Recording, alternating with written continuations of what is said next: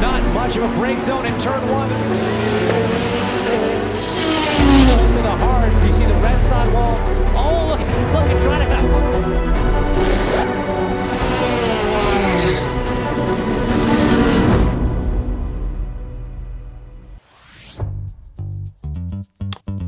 Welcome to Barber. First time, everybody.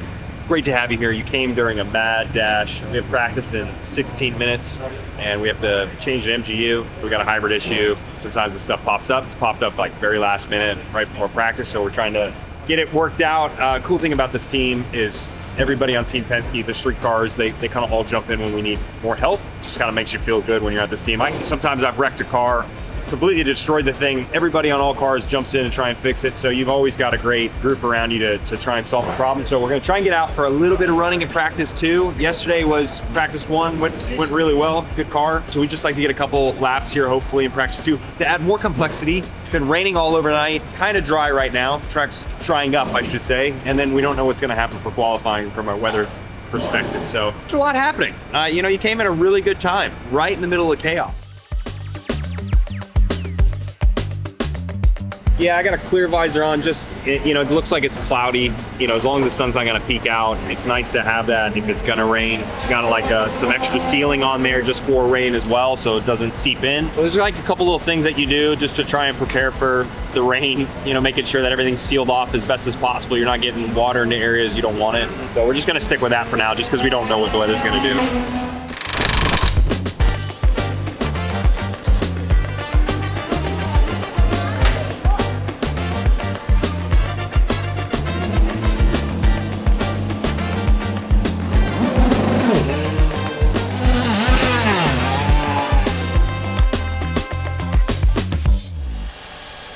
Well, it ended up raining. I told you we didn't know what was gonna happen. We got out here, team did a great job. Ended up raining right when we came out. We got out with about 16 minutes to go. So we didn't get a run on dry tires, switched to wets, just got an idea of what it's like full wet if it goes that way in qualifying. Now we just gotta watch the weather, see what happens, and try and be prepared for both, basically.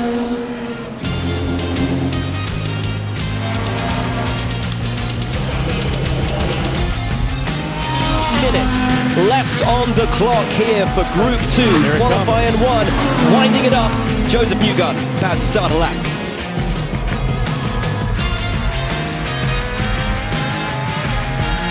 Josef Newgarden across the line sets a new benchmark, a 1:07.3. So today was okay.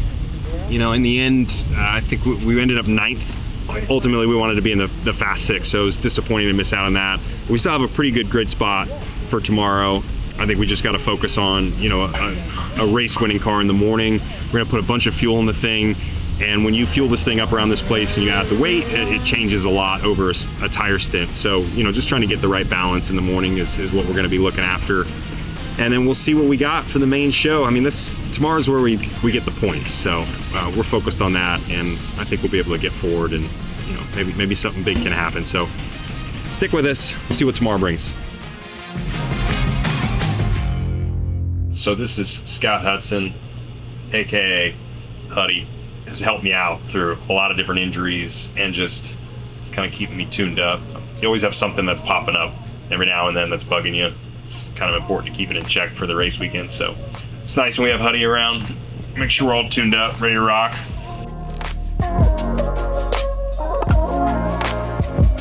We're gonna go to a book signing at this track. They have a world-class motorcycle museum. They actually have a lot of race cars in there too. It's very cool. If you ever come to Barber Motorsports Park, you have to check out this incredible facility. You'll see a bit of it. And we're gonna do a book signing for Joseph's Big Dream.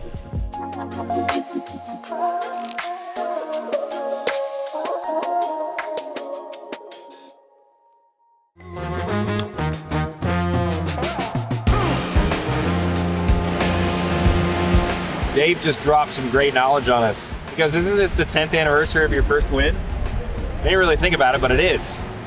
10 years ago here, Barber Motorsports Park. He was just a young gun.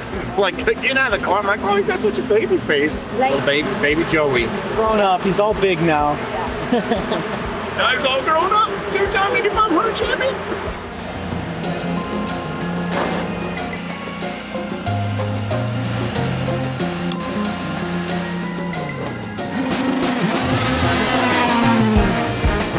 Our son was diagnosed with juvenile arthritis, and we found out that there was a IndyCar driver whose passion was to help children who are in tough situations.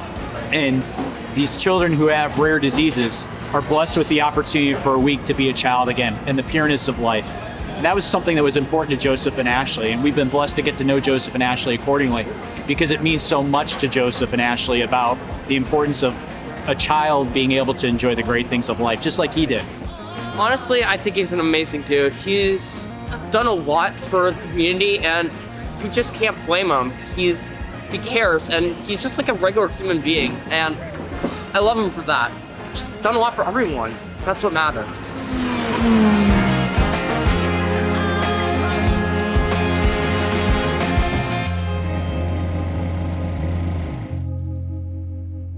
You'd be surprised. A driver-engineer relationship is very much like a marriage. Sometimes you like each other, sometimes you hate each other. He's my work wife because I spend more time with him than I do my wife. It's true. I made him coffee this morning. It was fantastic. It was starting the day off right. These are the small details that, you know, happy wife, happy life.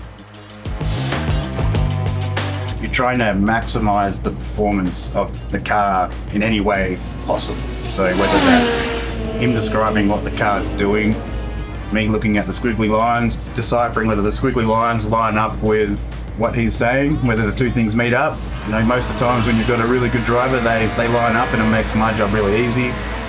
And sometimes they get confused and what they think's happening isn't happening, and it's my job to figure that out, take that information and make the right decision to make the car go faster.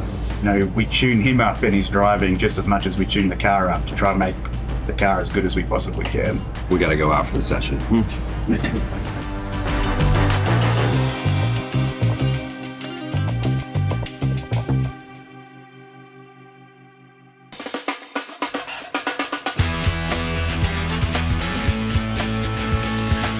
ready? You ready?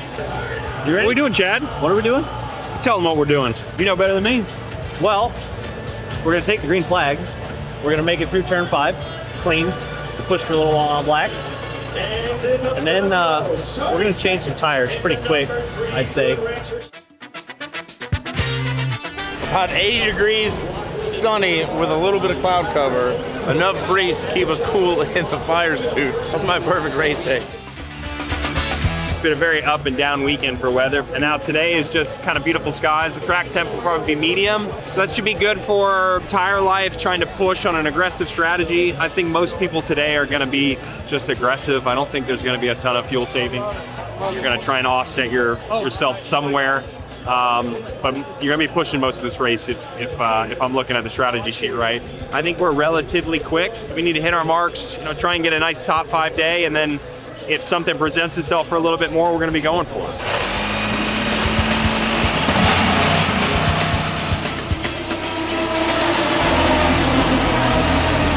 Down into turn 1, McLaughlin has a look, but thinks better of it.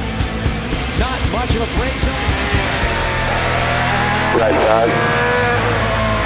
Middle 3 here. Middle 3. Right side.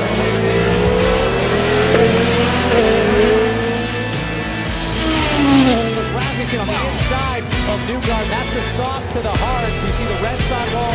Oh, look, it's trying to come back.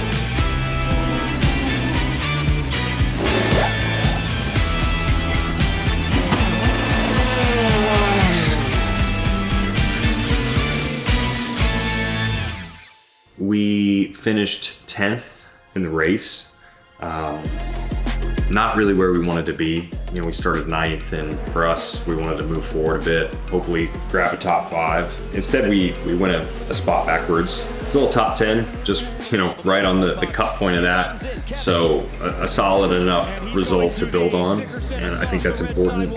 Looking at the last race we had, which was unfortunate. We had a seatbelt issue and ended up essentially finishing last. So coming back, building on a solid weekend like we've had here now is really good for us. It can bring us into the month of May, and Now we can start charging forward to try and figure out, how to get back on the podium and hopefully, figure out a win at some point soon. Across the day, we just didn't have probably enough speed, outright speed, to move forward. I thought we had a good strategy. We started on the harder compound tire. We wanted to get that out of the way. The softer red sidewall tire seemed faster throughout the weekend. So we were trying to prioritize that for most of the race. We're able to, get those on in the second stint, and then we were just trying to recover that in that second stint, which we, fortunately did. But we just lost too much ground, and yeah, not a lot to write home about. I think for us, we're going to be focusing on performance now. How do we get just some speed back into the car in road course conditions? I think that's an area we've circled this year. Is road courses in general is a place that I got to find some more comfort personally, and where we got to, figure out more consistent speed. I think our street course car is in a really good window right now. I think we can have great oval race cars. So just trying to put that road course piece together is still top priority for us. And we'll be tested essentially very, very soon here coming into the month of May, as we have the Indy GP, which is a road course race that leads into the 500. So, it's good for us to try and check that off the board. Hopefully have a good result to lead into the biggest race of the year for us.